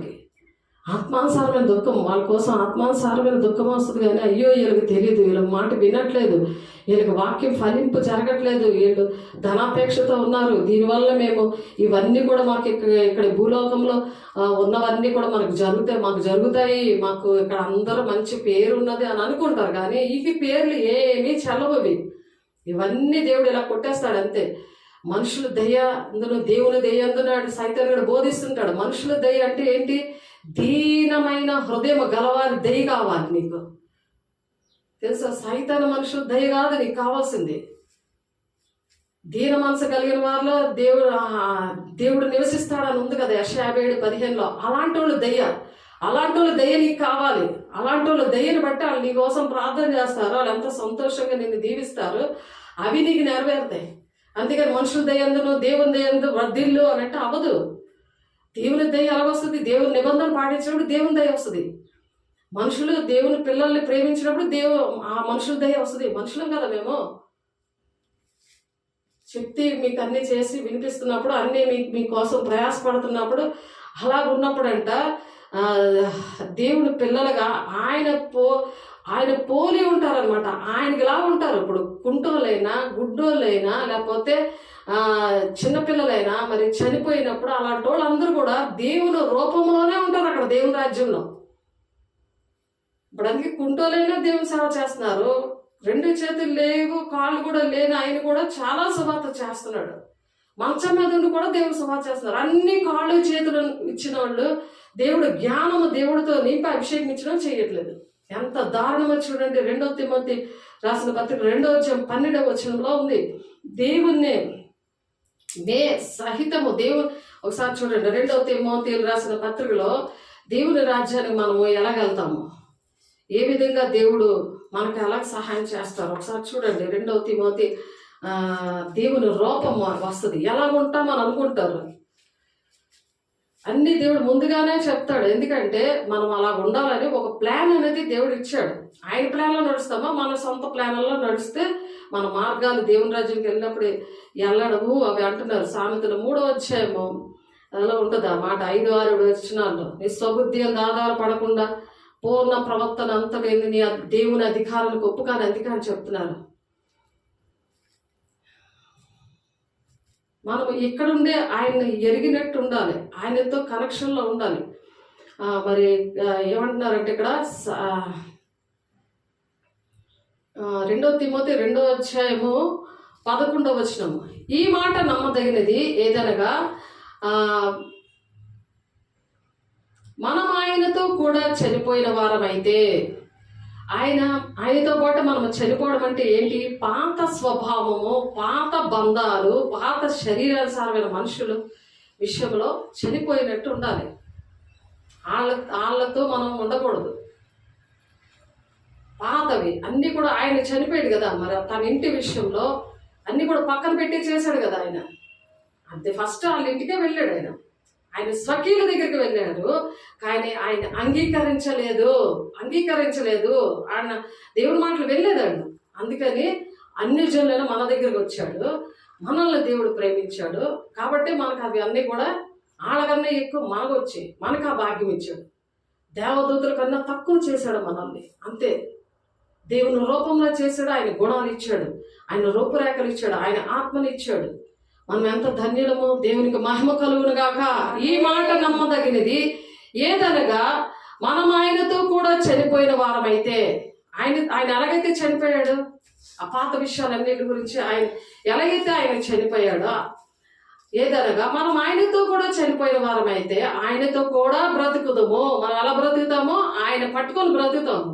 వాళ్ళతో నువ్వు బ్రతకు, వాళ్ళంటే నీకు అంత ఇష్టం ఉండదు. నువ్వు ఇంకా చనిపోలేదు కాబట్టి పాత విషయాలన్నీ పాత స్టైల్లో మళ్ళీ వెళ్దామని కుక్క తన వాంతిని ఎలా తింటుందో అలా తినడానికి పరిగెడుతున్నావు. ఎక్కడికి వెళ్తావు? దేవుని పరువు తీసి, సేవకులు తీసి, పరువులు తీసి దేవునికి మహిమకరంగా ఉంటామనుకుంటా. అదే బ్రహ్మపరిచే ఆత్మ అంటారు. అది వాక్యం విన్నివ్వదు, వాక్యం చూడనివ్వదు. వాక్యం నాకు రాదు, నాకు గుర్తు లేదంటారు. ఎలా ఉండమన్నాడు? క్రీస్తుకు కలిగిన సంపూర్ణత గలవారం మగు వరకు ఆయన ఎలా ఉన్నాడో అలాగ సేమ్ అలా ఉండాలంటున్నాడు. ఎందుకంటే పరలోక రాజ్యంలో కూడా ఆయనలాగే ఉంటాం అక్కడ.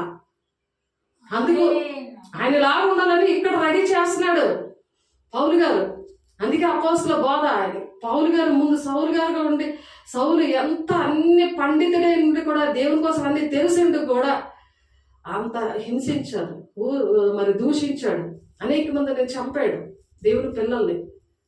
అలాంటి మనిషి మరి అవన్నీ సహించాడు కదా. మనం అలాగ సహిస్తే, సహించిన వారం అయితే ఆయనతో కూడా ఏలుతాం. రారాజు బిడలాగా, రా కుమార్తెలాగా, రా కుమారులుగా, జయించిన వారిని ఆయన సింహాసనం మీద అలా కూర్చోబెడతాడు కిరీటం పెట్టి. ఎన్నో కిరీటాలు ఉన్నాయి, జీవ కిరీటం. అంతవరకు సహిస్తే జీవ కిరీటం ఇస్తాను. ప్రకటన 2:10 నూతన కిరీటము, అక్షర కిరీటము, దయా కిరీటము, ఎన్ని కిరీటాలు ఉన్నాయి, భూషణ కిరీటము.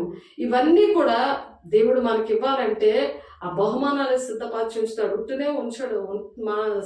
మనం అలా సహించిన వారమైతే ఆయనతో కూడా ఎలుగుము. ఆయన్ని ఎరుగుమంటే మనల్ని ఆయన ఎరుగనన్ను. నువ్వు నాకు ఇవేం తెలీదు, నా ఇష్టం వచ్చి వెళ్తా అంటే నువ్వు ఎవరో నాకు తెలియదు, అక్రమం చెప్పండి అనేస్తాడు ఒక్క మాటే. అలా ఉంటే బాగుంటుందా? ఆలోచించండి. 2:9-12 వచ్చేమంది. ఆయనను ఎరుగమంటే మనలను ఆయన ఎరుగనన్ను. మనము నమ్మదగిన వారమైనను ఆయన నమ్మదగిన వాడును ఉండును. ఆయన తన స్వభావములకు విరోధంగా ఏదియో చేయలేడు. ఆయన దేవుని యొక్క స్వభావానికి, దేవుని యొక్క గుణాలకి వేరుగా ఆయన ఏది చేయలేదు. యేసయ్య తండ్రి ఏది చెప్పాడు అన్నీ అడిగి చేశాడు ఆయన. అలాగే మనము కూడా అడిగి చెయ్యాలి. ఏంటి ఆ సత్యస్వరూపైన ఆత్మ దేవుడు వచ్చినప్పుడు ఈ సంభవింపబోయే సంగతులన్నీ ఆయన బయలుపరుస్తూ ఉంటాడు. మనం అడిగినప్పుడు ఏది జరగబోతాయి, ఏది చేయాలి అన్నీ కూడా దేవుడు బయలుపరుస్తాడు. అలా బయలుపరిచాడు కూడా. చాలా బయలుపరిచినా సరే చాలా మంది నష్టపోయారు. వినివారిని చెరుపుటకే కానీ మరి దేనికి నీ పనికిరాని మాటల గురించి వాదము పెట్టుకొనవద్దు. వాదం పెట్టుకొని నేను ఎవ్వరితో కూడా చెప్తాను, వదిలేస్తున్నాను అంతే. ప్రతి వారిని కూడా దేవుని దగ్గర వదిలేయడమే. వినువారిని చెరుపుటకే గాని మరి దేనికి నీ పనికిరాని మాటల గురించి వాదం పెట్టుకొనవద్దని ప్రభు ఎదుట వారికి సాక్ష్యం ఇచ్చి ఈ సంగతుల వారికి జ్ఞాపకం చేయడమే. చెప్పాం చాలాసార్లు, చాలా విధంగా చెప్పడం జరుగుతుంది. కానీ మళ్ళీ జ్ఞాపకం చేస్తున్నాడు. దేవుడు ఎంత ప్రేమిస్తున్నాడో చూడండి. ఆ పరిశుద్ధ పట్టణం అంటే అందరూ వెళ్ళేది కాదు. అందరి కోసం దేవుడు సిద్ధపరచలేదు. ఇక్కడ ఎవరైతే సిద్ధపరిచారో వాళ్ళ కోసం సిద్ధపరుస్తున్నాడు ఆ స్థలం. దేవుని ఎదుట యోగ్యునిగాను, సిద్ధపడనక్కర్లేదు పనివానిగాను, సత్యవాక్యం సరిగా ఉపదేశించే వానిగాను నిన్ను నీవే దేవునికి కనపరుచుకుంటకు జాగ్రత్త పడము. ఉపదేశించినప్పుడు, దేవునికి సువార్త చేసినప్పుడు, దేవుని పిల్లలకు దేవుని మాటలు చెప్పినప్పుడు మనమే బోధ చేసుకోవాలి. ఫస్ట్ నిన్ను నీవే దేవునికి కనపరుచుకుంటకు జాగ్రత్త పడము. దేవునితో ఫస్ట్ కలాలి ముందు. కలిసి ఆయన ఏది చెప్తే అది చెప్పాలి మనం. అంతేగాని నీకేదో బెనిఫిట్లు ఉన్నాయని ఆడవైపు తిరిగి మాట్లాడి నీకు కీడు ఏమి జరగదు అని చెప్పకూడదు. నీకు అన్ని ఆశీర్వాదాలే జరుగుతాయని ఆ మాటలు కూడా ఉన్నాయి. కానీ అవి మీరు వింటారంటే చెప్తాను. అపవిత్రమైన వట్టి మాటలకు విముఖుడవే ఉండము. అట్టి మాటలాడు వారు మరి ఎక్కువగా భక్తిహీనులు అవుతారు. ఎక్కువగా భక్తిహీనులు అయిపోతారు. అపవిత్రమైన వట్టి మాటలు ఆడుతూ వాక్యం లేకుండా మాట్లాడేమనుకోండి, వాళ్ళు భక్తిహీనులు అయిపోతారు. అందుకనే వాక్యం అనేది అపవిత్రంగా ఉన్న వాళ్ళు హృదయంలో ఉండదు. అది సాతాను వెంటనే ఇలాగ వేసిన వెంటనే పక్కన ఎత్తుకుపోతాడని ఉంది మత్తయి 13 పరలోక రాజ్యానికి వెళ్ళడానికి దేవుడు ఒక మర్మము చెప్పాడు. ఒక మర్మం.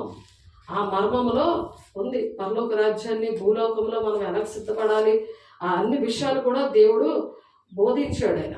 అక్కడ విందు ఉంది. విందు మత్తయి 26:19 మరి ద్రాక్షారసము మరి ఇప్పుడు ఆయన చనిపోయిన దగ్గర నుంచి కూడా ఆ ద్రాక్ష రసంతో శిష్యులతో లాస్ట్ టైం ఆయనతో ద్రాక్షారసం తీసుకొని అక్కడ విందు పరలోక అదే బల్లారాధన తీసుకున్న ఆ విందు మరలా మనం వెళ్ళిపోయే వరకు ఆ విందు జరగలేదు.